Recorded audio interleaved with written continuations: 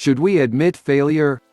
Failure is something that none of us ever plans for, but it is a part of the human condition. As we go through our lives, there are few, if any, who have never experienced this phenomenon. So as we experience failure, how do we accept it and move on if we are unable to admit it? I am not suggesting that when we fail that we broadcast our failure to the world at large. I am suggesting, though, that admitting failure is a necessary tool that we must use if we are ever to be successful again. An admission of failure is a very personal thing, and it should be done with those whom we have a special relationship.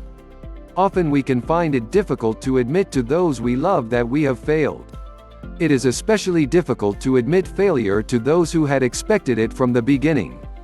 To be wildly successful at anything requires us to go into a venture with a narrow definition of what success looks like. If we have not defined success before we attempt something, how do we know when it is time to give up on it and try something else? Most people define success as having a dollar amount attached to it, but it is always not a financial reward that comes with success. Often success is totally unrelated to finance. Therefore, as we work in a business, we must be prepared to make a determination as to what success in that business looks like. If our success depends on a financial reward, we need to know what we must do to achieve that reward, otherwise we are at risk of failure.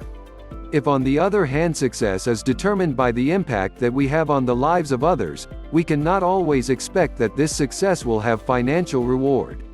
So is it possible then to actually fail and succeed at the same time? This is the point that I would like you to ponder. As you go through your life, ask yourself what the impact is that you have had on the lives of others. Then weigh that impact on the result that you have achieved. It may not be a situation where you can claim a financial victory immediately, but it may also be a situation where you are primed to go forward and accomplish something that will reap a great financial reward. It is with this thought that I would like to close this article. I know you have read the books that used this phrase, and I believe that to achieve success we must all be prepared to live by these words.